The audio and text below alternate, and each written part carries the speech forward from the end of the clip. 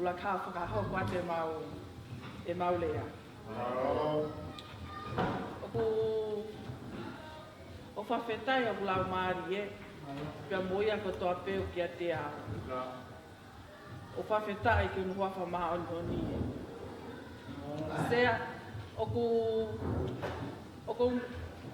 tane nau whekau mai au ke uha o rea, o ke ke whakaukau, pe koe haha mea ke ulea ki ai.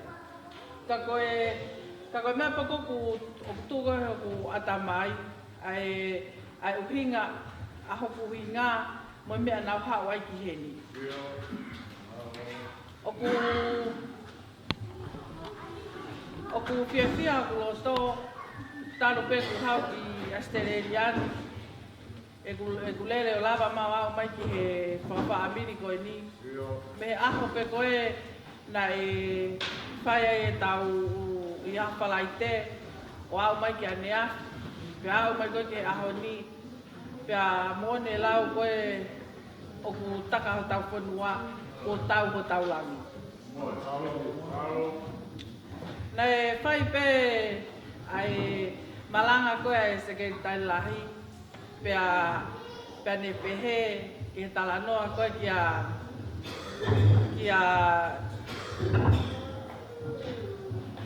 Ismeeri, ko Ismeeri ka mo hai siu, mo ai sake, ka Ismeeri mo ai sake. Na ana ke tau ta mate wa kena o au ki fe. Ko aho kona e maloloa e palahame, na Fakataha mai pe o ava e palahame ki hono paitoka. Ko e toi talanoa tatau pe ana e hoko koe ki a se kope mo isoa, na ana ke o au ki fe, ka na Fakataha pe i aho kona e mate e na tangata iki o ave ki hono paitoka. O ngana e ongo ko hoku loto, he ko uinga ko ngai mea ko hoko he maman koe. Ai peto mo kosi mo fefusiaki para Famili. Ka koe i he whakaosinga koe aho, o koe ke tau whiri tau tolu ki he toto koko o mika tau tolu. Ka koe mea pena hauko ko patamai he malanga koe a Siolaa. Nau manatu ke whepotala noa akia alote mo he palahami, nana pehe. Tuku pe ta whakamanu, pia tuku pe mo ta whangatamai o eiki, pia tuku pe mo ta kaunanga, ke nau tau mo te koi koi. Wa mea ka ki taua, he kai ki ta tau. He ko unga hau tato. Ko e mea e nei hako hoku atamai. Kana e mawhana lai no loto, he whakakau ki ai.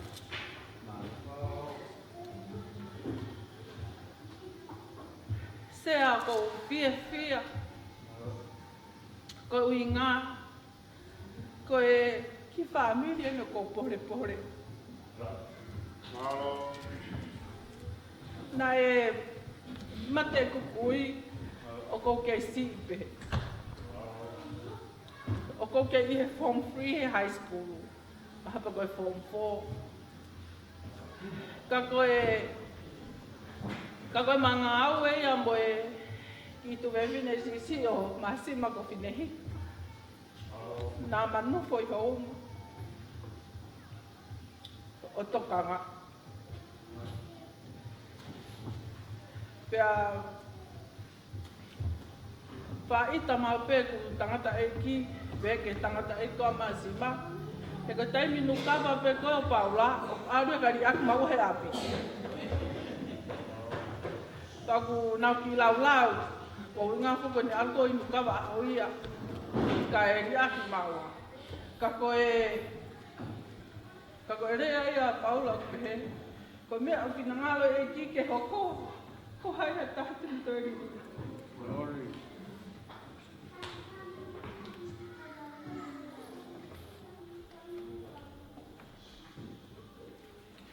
Ka koe tia anga ia ki mo ui.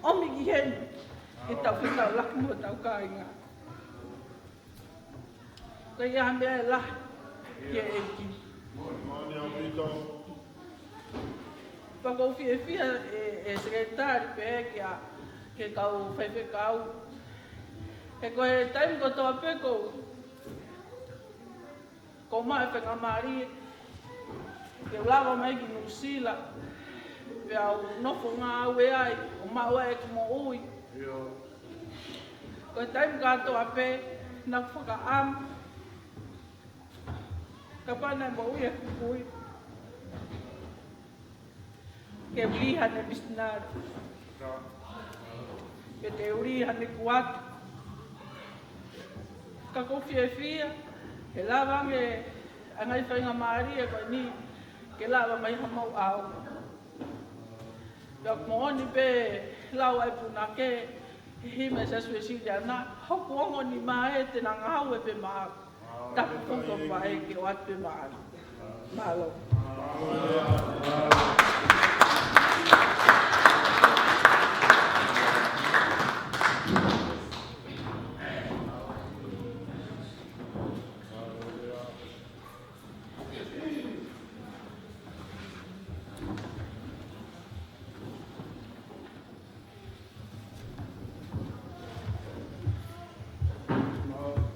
Tapu ke tu ia lagi.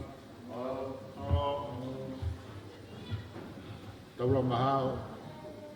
Tau mai tau tolu. Tau te Apasia e hapa o loa koe. Wa tapa tu ke o e ke Famili. Tapa tu ka katoa. Ha tau whanua. Wa tapu ke he sekretari lai haisia si. Lava Pitonga.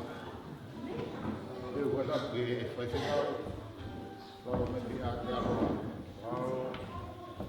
O motor o toa. Então eu tô. E eu vou falar aí. Da Famili. Morde. Maria do Tamanho. Mari ko kuwaria Monuia e na Fakatahataha ko mari anai ko Fakatahataha ki o Feofoofani e Famili Monuia ko Monuia ki Lesila apa tu dia halo kiri ko makia ko ni ko be area Korea mai ho fae na ya broma. Korea ko di Korea ka kai fa. Ko kai ko foto ko fa.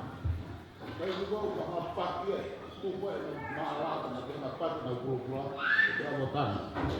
Ko ke yo tan ko sio di wo. Ko vai be ko ko ne fo wa. Não vamos ver a bodi. Daniel é pai. Daniel é o corpo. O que ele tem, cada um é rico. Talvez vai a boa e tudo. Cada um tem a boa. Vai morrer na. A pifada que tu vai ter. Não vai ter outra pifada. O Fernando está falando de Famili. Famili vai. Quando vai. Foi, como eu falei, Famili. Fili mo em. Monuia. Ah, ele deu kamata no huki. Ele pula. O que ele que fala. Loto he tamasi koe. Hiki he tamasi koe. Hiki he tamasi koe. Loto behe fiasti. O alwa o aho. O que tari holo be. E fae koe. Ele vinha tanwe. Ele pulonga. Ele tio mai. Ia bea. Ia aho. Ngai se asi kotoa. Wei sila na prestene amanaki. Au e sestonga ko whanau o Mokopuna katoa ena. E prestene katoa I tonga e nasi asi. Ko hui e toku e tanpu, e tanpu e pulonga. Ko e tau whakawhahamiri ko I ni. Ko manatu peke. Ke whaareanga matua siasi e sea ya ema. Ko me ko ke mo mai poane ki hemi ki tau siasi. Range ko mau mui ko mau ngai o a. Kai muato o finga ma masima. Ke fo ki ma ke siasi ko ke ano ho nai ke fo ma ke siasi. Pato ko masima ko ni ka masima ko ja. Ako alam mo masima ko ni ko ang pe masima ang hebe mo ya. Yung totoo foke. Nakena foke pa yung masi pagi. Kamaro mo ane ene foke ato. O pa ko ma e fa na usaya. Ya ko foka ke kamasima. Ko fa na ko di kai ke na. Ke na foke ya ke si na ke na to e fin de godi de pula. Ya. Sio matang do mo masih na wai fa na ka be ma masih short masih ke fa na wa famili. E Fanga Mokopuna Siolaa Mokopuna Masima. Uya Fanga ke ya aho. Kita tu Fakatahataha mai to ka ngai ko fa na wa isiri ko tau to lahi. Uya ko fa ka te ko e tai e ko weiki. O Famili o fato que secretário de Tonga de Benga de Coe o Chukau ni a de Aroa le vai malangkau tawa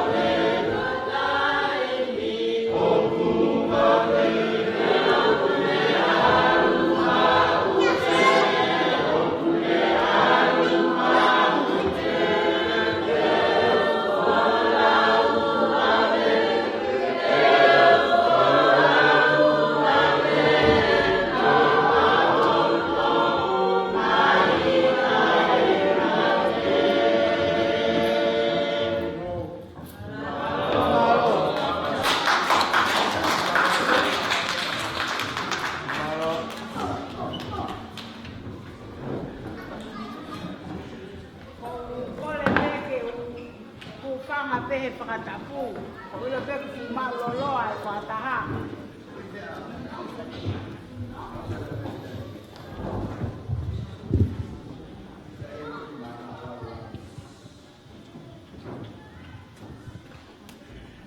Oku ikai whetūkua e whawheta. Oku lau maali e ki he otua mafi mafi.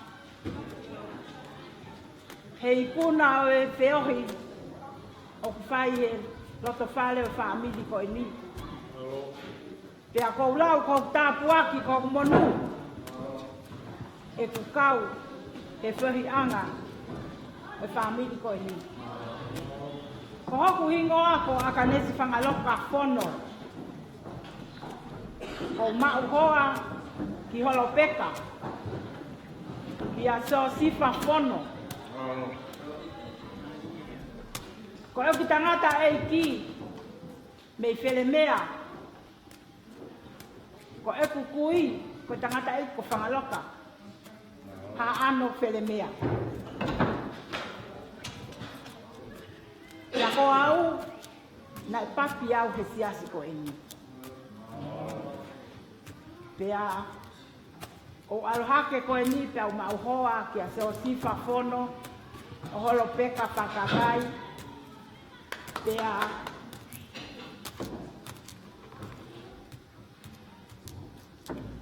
kua ui a he eiti, ko ne tau pea moe api.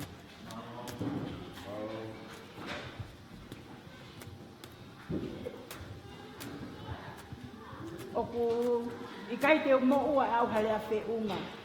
O ikai te poto au helea.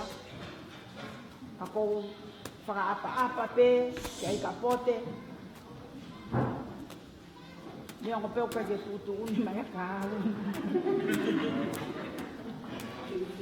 Kako ui, o i ka pote, ka pai whi kāu ia.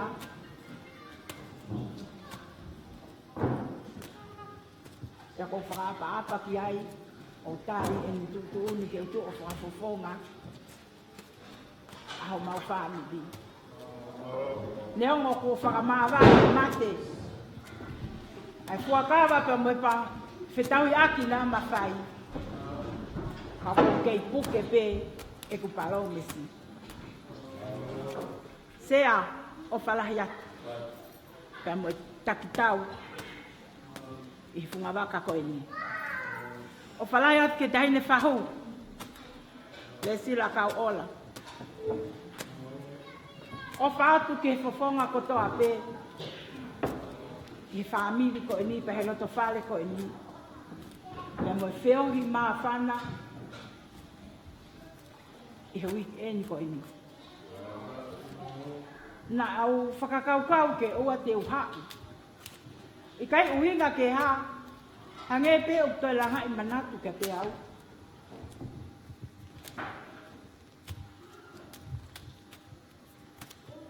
Hoko hoa. Kana uloto lahi pe ke ome whaangau. Ke mauome ko ilo fia lahi so sifa. Ke tu o ha. Ke whai e Feohi pa mo Famili ko ini. Kai aha lea whiunga ia. Kai ke o poto au ia he lea.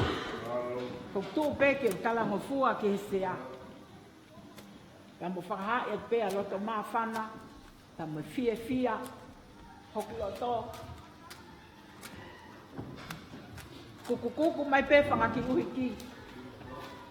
Ki o mai ke kaukau ngā tu Fakatahataha. Ke lango waka. I wholau o tau whai. O one lea o kukowe ngahi aho. Kai whawheta i kotau eike si Siolaa Lesila. Ko ia pēa he whanga mai. Ko ia pēa e matai koloa. Mea pēa nau kino e loto whale. O kusipani ki. Ke kai mato e matai koloa ke. Kako eike pēko si Siolaa Lesila. Tuku mono nofo a kia ki mātoru. Fanga Mokopuna. Whainga pēke le le i whainga ko ia. I hoku ki noto whaere ka me whanau. I hoku tono roka me vai. Ka ko ilo. O kumaro i ngā o Siolaa. Kai kau ka Sihova. Moni. Moni. Neo me tāpiti tāti whanga.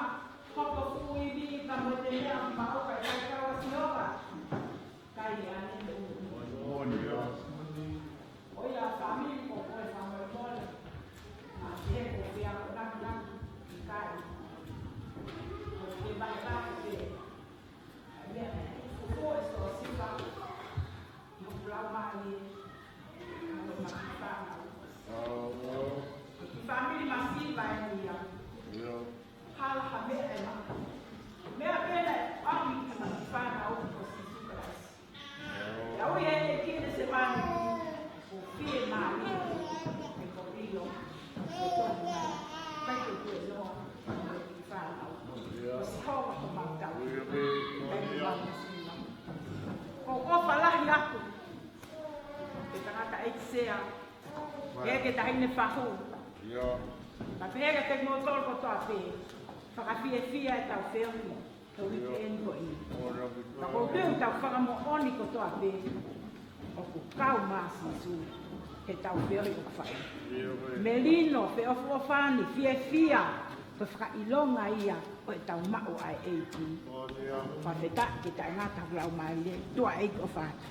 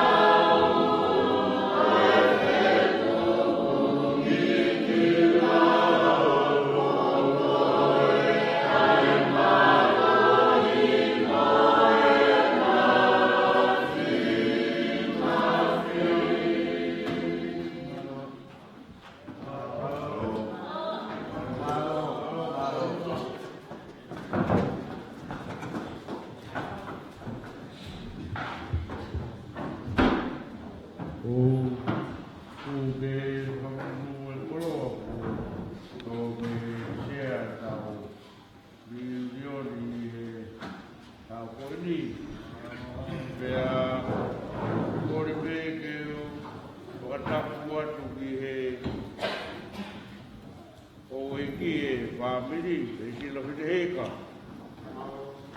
Tapuat ke kato kiri o Hamadapuri. Tapuat tu ki hesea tau o hiwa o umotu ai o tau Famili. O whalahea tua pitu ka te koe so siwa. Paro hono kuwepuka hupura tau patunga motua tau Famili kai mai tau rotu pia me tonga eiki. Matapua tuki he ingai whae okunau kei mau e mo ui ange koane pia pehe kia Pauline pia pehe ka Sarom pia pehe kia tiki moutoro whanau mo Fanga Mokopuna ka umasio mo ngahi hoa. O whalahea tua pito ka tiki moutoro mo toa pe mo pea maa tau kau Fakatahataha i he Réunion Masima koe ni mo whakafiefia mo whakamāwhani. Pea o whalahea tu ki a Kanesi, pea ka Arisi, o whanau mo Fanga Mokopuna, o whātu ka tiki moutoro ko toa pe. Mo urawa mai, tau kaunga kau, wata i hono, whaka rangi ai wham nei whaiangi, o whātu a pito ka Timote Masima. Ea pehe ke whangatoko ua ko toa pe. E kai ke me ilo e au e Réunion, o koe tohi ange ai tangata pe au. Ke whia lahi ai ke whengai hoki Famili mo whānawa ere noa ke maurawa mai ke Réunion koe neo e tau ni. Hui a ko whawhetai pe ki he eiki.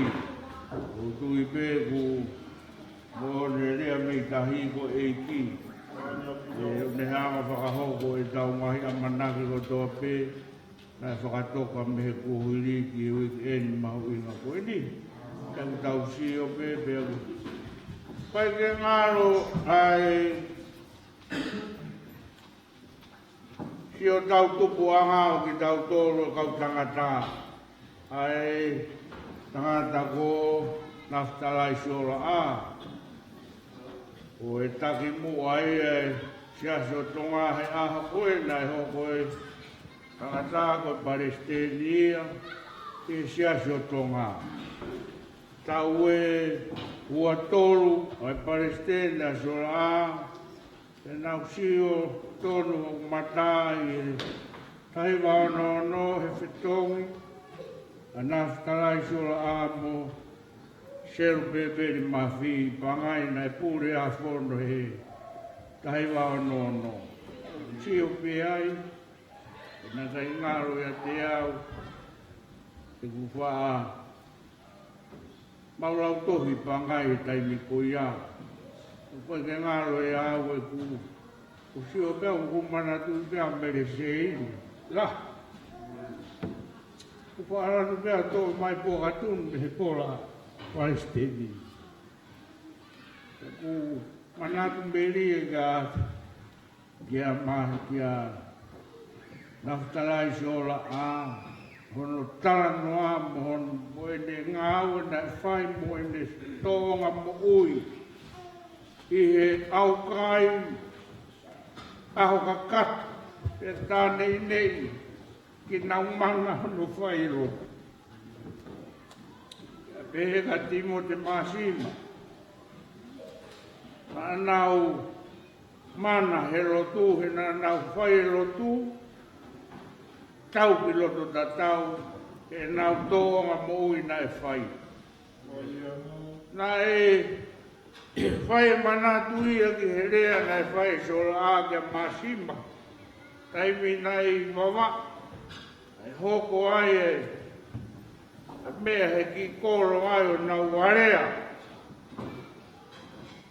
Asia pia whai ai Masima ia. E mana whakaohu ai, Pea ku poko ai mate mga mea kuya he. Ko to ma pea Masima he lotu.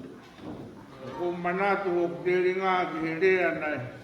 Fai Nafetalai Masima ko aro fai mea pehe. E foki mai mea kuya ki a taha pea te koe moau. Ko manatu beria ki he. Taimina e pūrea Masima i wawau koe. Tara noa mai toe honge mai he whonua. E ko ke kau e Masima. Ai ongo tama ke na teke taramu ki he. Apu whakapureanga ke utu mai taramu ko ia. Taranga he ongo tama koe he ngau whakapureanga. Koe kane peu whie mau. Toi whekau e Masima. Mo teke taramu o. Awe ki u whekau ke utu e si make whai mo maha. Ka toha ta wai. Teke ato taramu i ne ahu. Maha pea e asima ko tohu e vai mawa.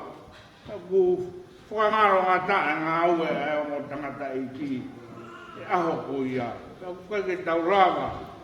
E mako pusi. E ngā ue. Oski a verenga. Na e whai he o mo tamai o i ki i he lotu. E ko whie rahi. Ma o peho kuroto. O whātu ia te ko so siua. Maro ono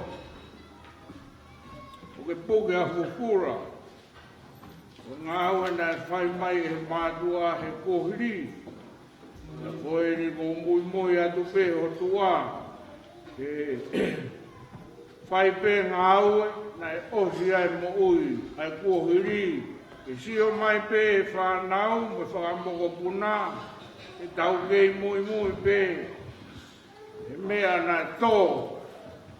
E he ongo tamai o eki whakangaro ngata koe ni. Ia, ange koe wha tara noa kurau ki a Lesila ai ofa. Na whai he ongo tangata ki a Lesila he nau tutupu hake mo e nau nofo. Ange koe lau nau whai kava. Ia ko ngahi kava pe Lesila. E nau wā pe mo suru katonga e aho koe. Ia koe ahoni. Ko ofa atu ke whanau mo Fanga Mokopuna. Mo manatu mau peki whai toka. Ki he ongo mātua koe ni he ko manatu pe ki he mau nofo e awhai mo Lesila. Horo pe koa Lesila. O mai rewa Lesila ki toka. Ko tarai e ongo mātua. Te nau tanu whakataha pe ki nau tolu ki toka. E ki nau tanu ka wahe wahe. Nāra ko mea meku nau toka i pe ki le kawa Fakatahataha ko mea pena nau tala noa ki ai ko nau whakatatau pe ki le lau a wholokora. Ia ko ia Famili whia rahi mo mawhana rahi o kuroto. O ki Famili mo whanau a noa i mau mai i tau whenua ko nau kaupataha i e Réunion ni Monuia e tahi. Mawhana rahi pau kai ke ngaro, hoku poko i mata, ai wha e wāme a ana. Whanau he nā mau hāpai pe a koe a uilo pe, e kāromi na nau ngāo whakapurea ngāngi hāpai.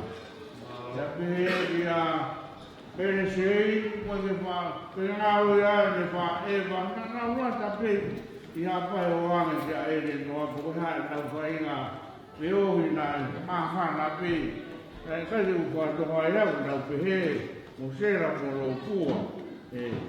Nau lata pe o ki he ku neonga masim o ane ni nau ukua tonga e waka mui mui. Lata pe ane aro ewa ki ti semba ki aere ki hapai.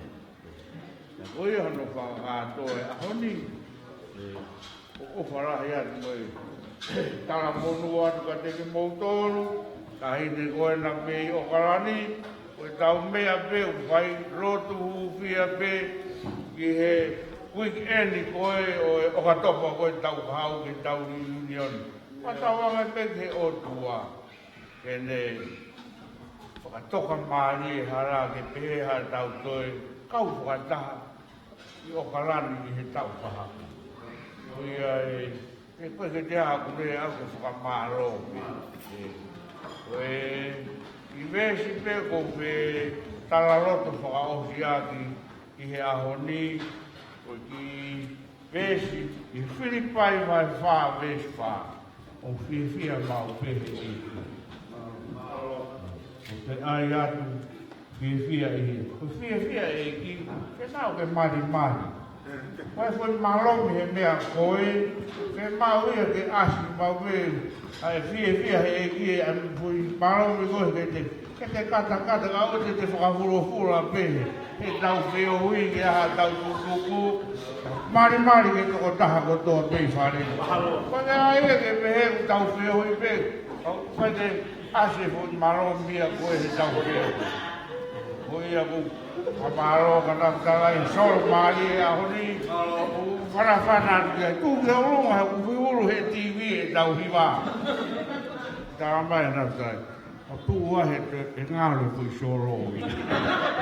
O ia o whātua pita te ki motoru, o tauange, e iai ha tau tutuku, a tauange a whio Sihova ha tau roto ngā. Tōka e tau amanaki i he Réunion o tau paha o. E rea mo whakamaro. O i koe.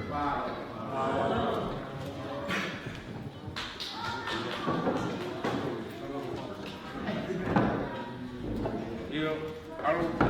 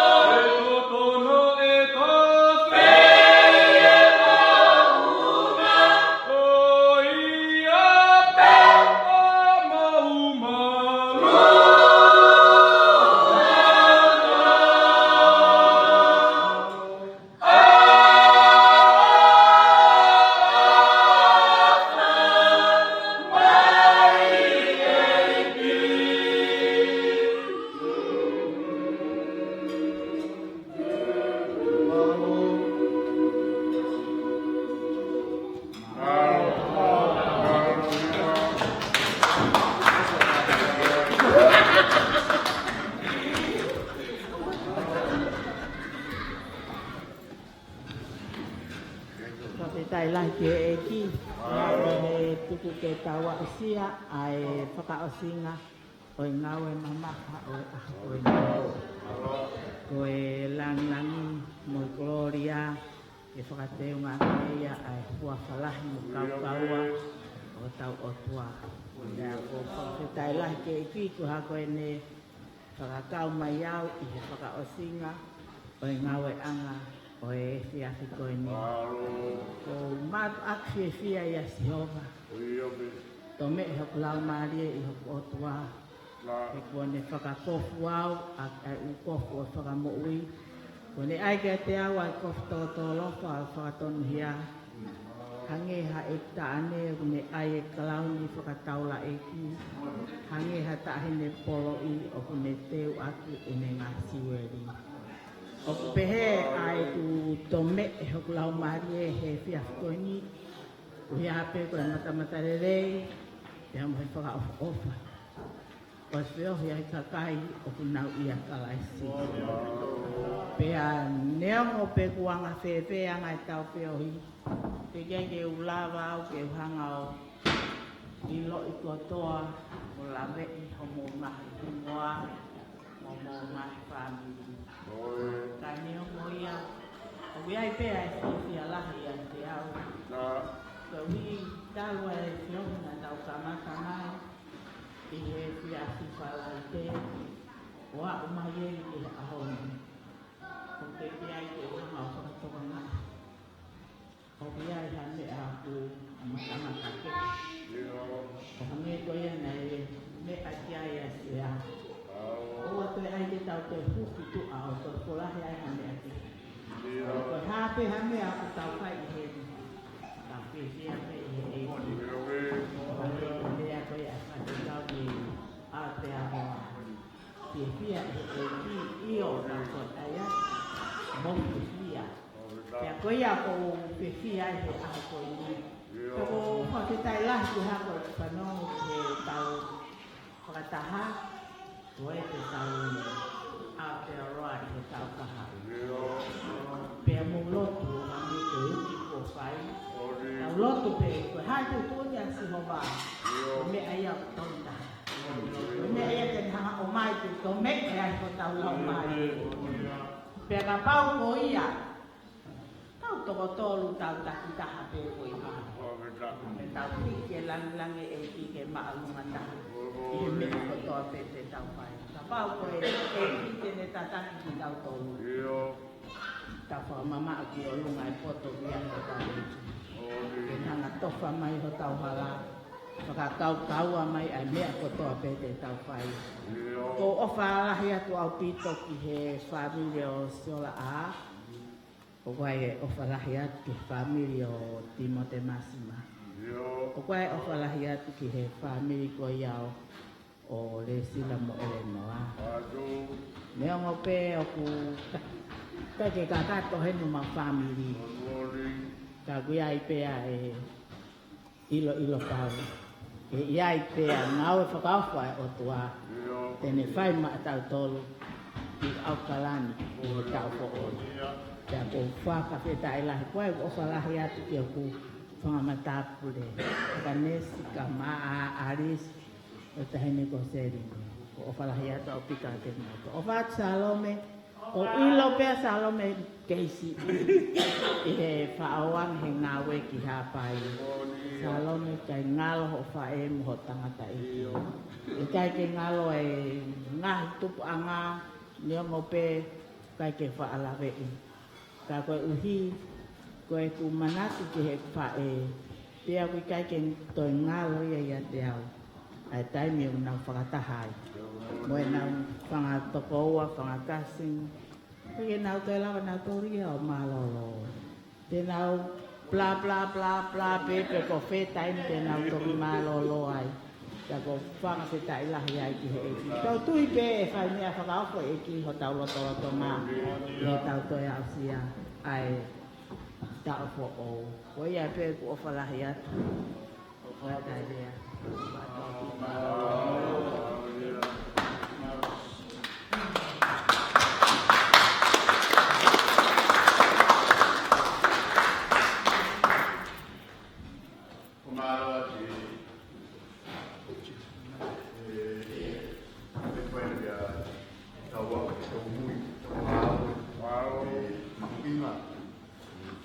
ni kata famili ko tau fai ku ata kai mama mi te pununga na mo te te akau na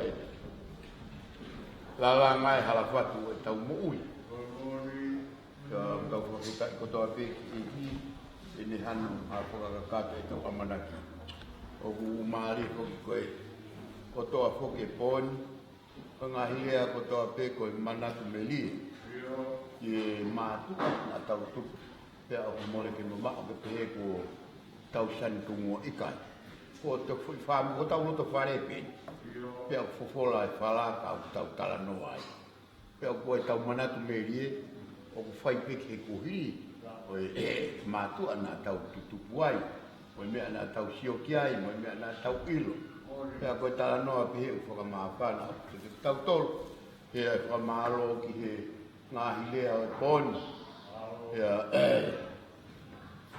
muanga fuka kolo aki ke tau rewa aki ki poni ya mo tau pohiwa fuka malo fuka osi he tau poni tau pataho kami walahia o pito ko e alo poni tau kakau ki mea ko fuka tau Fakataha ya tau loto ko toa kiai ke tau fo'ou ki tau ni au Sihova ke Fakatahataha tau ki Famili Masima ko famalo la he to pito ka Lesila ko ko tau pe ko ma na pe loto e fai tari ai ki ai tau ki Fakatahataha tau ki Famili Masima ke hoko ko e o e Fakatahataha tau Famili. Kalau ni ke no te hena, yang ini tau Fakatahataha Famili haba ko ko no e pa.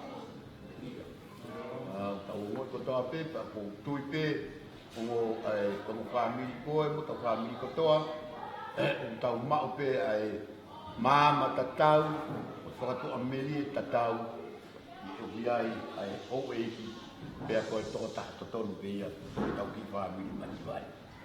Ya ko fa mo le ati ka ki tau to lau pe ko e pe ko mari mai tana ki mai Masima e tau ko ala fiana tana ki mai ma to ikai tau ka to mai pe ko ka pa ko fa to fa fine pe mo to pote o mai ma to ko tau Famili pe to tau ko to pe ko Famili jika di tau to lau matakari ka go tau manatu meli ko tau manatu ka to piki ai ya ko famalo atuai la vai tau ngawe e poni ya e ko manatu foki o hinga foki tau ai tau ngahi Fakatahataha Famili ko manatu foki me ma hoinga obite manatu e tau ngawa pe manatu e ko manatu o tere hange aisi kuni hanga Fakatolonga hame ke fuoloa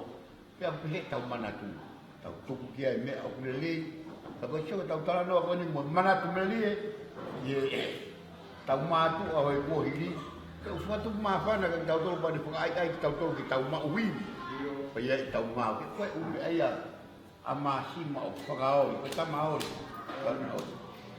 na e mari ko au kinima ko tena au kinima ko tena Fakapo ui aku ye masi iyo ya ni hanga ta ya me sini o via Masima to ta peto at pa ai Timote Masima kalau long tang kau ve Masima tang kalau long ve Masima pe ko me sei foki na u pe foka me sei ni fa mi ko putu putevo iyo o mahino pe ia ki mahino pe ia ka kalo me oani ko e fisi ni anga malo ki opito ene i sai be a me sei ni i Famili e ko ne ko ta ia e hopini ta ia he opito ana ma tangu to pe ia tre wa mai hopini ma pe mo me sei mo fai aki pe a toa to tahani toa ke si a toa i ki lautori te ki toki ula i koe koko e toki ko koe ko Famili ko ni ula ia koe i manawa o fa ma ko tau da Masima mari e ko hinga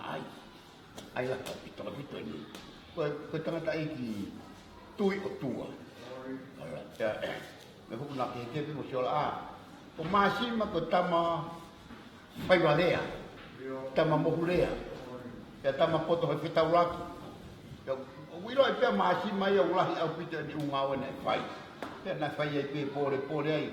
Kange ko me na ere kai ka poti fo ta e Siolaa Masima i he ubela. Ya ane ko tama pe ta ko tanga ta i yang tapu moia. Ko tanga ta i ta na. E wa bene me na fai ke tuki. O ke o mahi wa o me ala hi ko me ko fitara no ki ai. Na fai fai pe de kan tumua. Ko Masima he ko me uhinga e ko ma ko uhiwa amaka. No ma ke te Masima i. Ko uia ka ko kano ko e ku Charlotte. Kage, o tau no ho tau manatu meli e ke ngahi mea na fai he o matu e ko hili. Ya ko tau manatu fo ko me mahu inga au pito. Ka ona tau ngau ko ria ke tau manatu. Ko fo ama ka ka tau tu e pon. E ko manat na ala motu akumi historia ko kumi historia misipeka. Pe alu fu alu kumi ki hapai. Pe haka ki fu alu eke o ma e fine eki o tau wal fit o be ko wal. Ya ne faka eke fine eki. Pe ala tu pe ka fine eki hi fu to ale. Pe ne eke ya. Fine eki. O wai ha manatu ki misipeka. E talangi ino ko manatu ki misipeka. Ko sia na pe misipeka. Sia mena le kau ki fakatoka e tau lao ko tau kumuani. Misipeka. Tana ana fu wao fi au pito. Ya mo tui. Ta pa ko ua. Ya sai. O pe manatu kaki me a misipeka o kowi. Pe alongo fini mo tuai. Pe hang fini e kiki. Kini tamana ni hanga o tau i. Uke hake a mea uki o lunga. Ka koe teke hake o lunga mele. Tangata e, o kai i tāna ka umea kouto ai e manatu. Pea o pe patau pawani. O wa tāna ke mea o koumea ki ta manatu.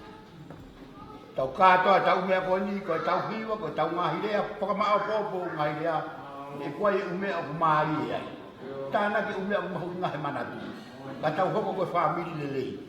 O wa tana ke me ko wihi mo me te wa be ta kwa bi na ti e me ma hu inga au pito e ta mana tu ka nga au faka poto ati ta mana tu sio ke nga le ko ni ko ti me na ma le le ko ke mo ta tu ati ko mo ta ni e pe no na pula o na ye ko mo ta tu ati ha ko me ne ke ma Nafetalai Siolaa ko mua ia ko ne tau api e ala fo he u api ke ko tau mua ko ne amo ori ko ko ngona api ko ne ri ta mo e te ko ia mua malo mo ile fo tanga fo Famili te tau fo i tau to le me ko to ko tau wa ko no fo ka su ka lai tau malo i tau to le ta ko to api mama pe a kwa le ha me tau funua kwa tau le mo ni tau funua ko te fu a ka la ta le ai ha ana mau mana tui o inoke mo ele mo e makato tan kato ai an fai to ka hu ari pata ko me mula hi ka me ko tan pe ko te fu a ka la tala ko ngahi anga karia pe ko ke tu a bi ko ya ke a honi a la tala ko fo i ko utala no ko ke ina te ko a ko pena e hu a ko uaki hu a ukala tu po ulo ki ai ko na alu ki haano he pe alu ko pitawi mu ta alu ya ano ko ngari ko ne alu ki ai ko hu ki ai ori ko pitawi mu ko lo ka alu ko alu ta ki ai ko ne alu kali nei no kai la e nai ilo e ko ngahi bak ko ngahi anga bak ilo ai me ia u ilo ai haano si fangalahi ki lo tu mo yako mo te fu abakala kala ya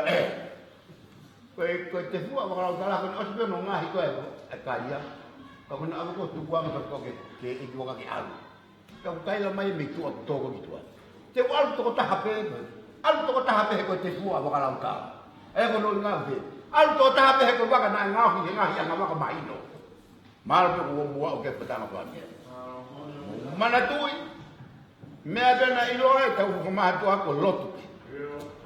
Ko e mea pēia o takawa e tau mo ui pia ilo ai ki tau tolu. Ko e mea pēia o takawa e tau mo ui pa ko tau aski tua he kakai. Mea pēia o tau pore ai. Mo sio kia pita, ka wako nau mana, kai eki he kakai. Ka koe eki whamatara pa kumena na wau ai. Koe kautama na nau wha ia kisu. Koe pehe, koe Famili, o nau wha ia kisu. E tau me? Oa tupa te tau. Koe whamang pe, ai, ngai Famili,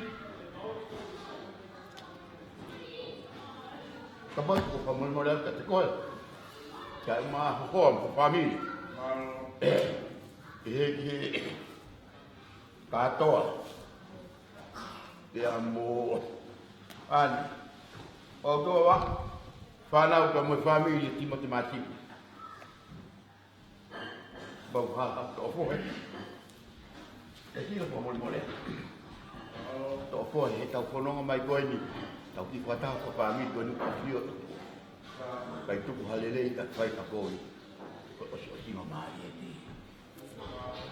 Whatawanga pe ki e ki ten hanga o taki ki tau tō. E whatunga loa wā i hala i tau whanonga i Timote Masima. O whalahi a tau pitu ka tipu. Tau moko mahaku wharea ko kapau nei kai te ki kākālo. Wakai a ko e. E kere ki tau au ka tuku mo te. Ka koko hikure o. Wa me pe ki tau.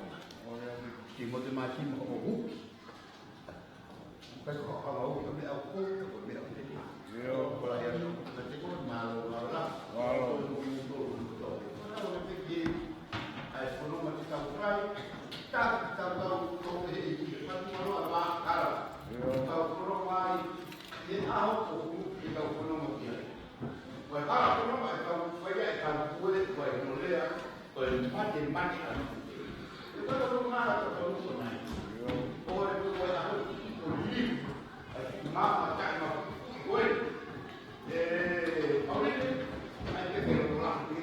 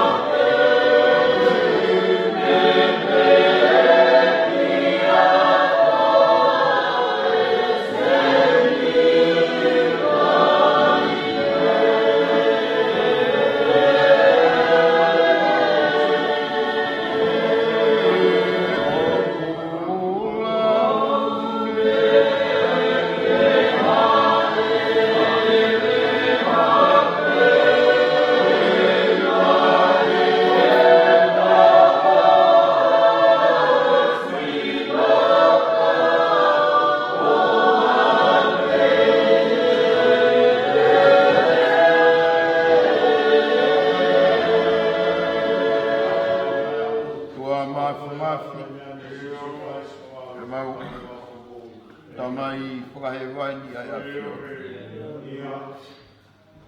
Mau mo ui koe wahanoa, o hai ko ne mawhia, ke whakauri ai, ke whupotu tae I loa koe. O ku mautangi ke a Fiona, ai whakatahaanga Famili Masiwa koeni, mau I loa I o tai taha ai mea o ku nou pia osingo fua. Niwes mau whoko utua aini, pia whakatahataha ki ai e maumu. Ko ipu wai ka malini, o kai malawa ai hama whai ke ni hanga toi whakamaapopo. Ko e whisi a kau ata, na e mata hengi, pa ko e ne lupu ke mata la ko e kemo e ne mahi tau. Ka koe mautangi ki a Fiona e o tua, ko koe pe tokota. Te ke mawhia, ke pā, tolo ati, ai mo ui wai, ke maua hia, ai toka, ai amanaki ke taulanga u whai ki ai e mau whaka ānau. Whakataha āngai ai Famili, ke au kihanga toka a Fio I ho mau whakangatangati. Winga e mau he pūno, ko e reo e, ni mau hapai mo e kore o whai. Whakamore more e o tua, ka e taki ki mau tolu he hala whanonga, o whai ai si e mau pui. Ko fuhala toafa o whai ai whanongani, mo ne punake o tahake hake whau, ko potu maka o kai hama lo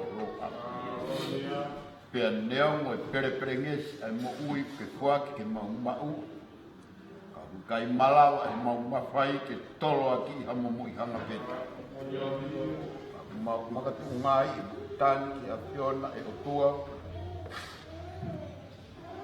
ai Famili ko Mana Fanga Mokopuna e o tangata e ki ka Lesila Finehika ai hou e ki ka katoa ki kirikari e a pehe kotoa pai whikau ko lala mi au te aloa kotoa Feofoofani koeni mautangi ki a Fiona lau maari e maa oni ha ele mai au taki ki mautoa wa hala kotoa pe tofo homo hala ki a tā maari Hoa mo tāu, mo mau wai mo me o mau malawa.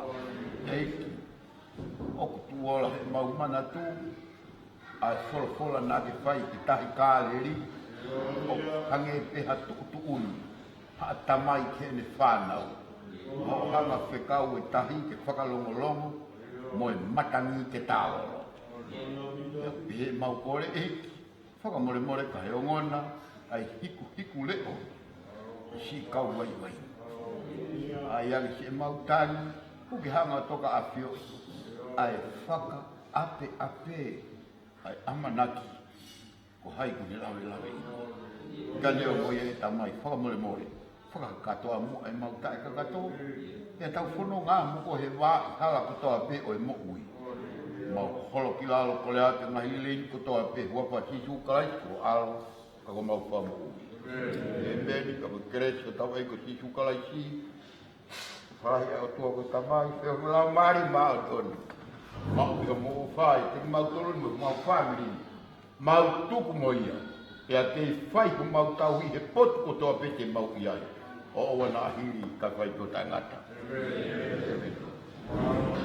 para te ni ko mo ka ta ko takai pe ma ni ka fu yo ke mo alwa ye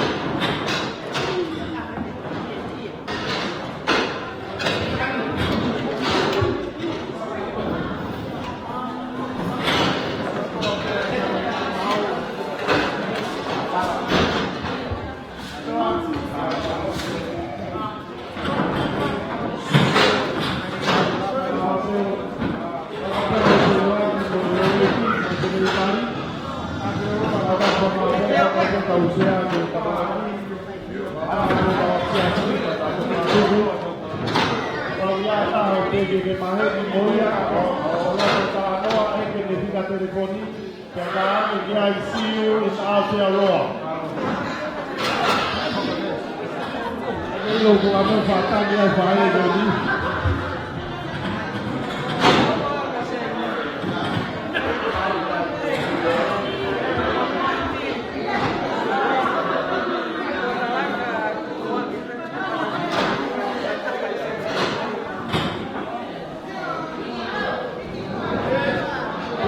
Putar.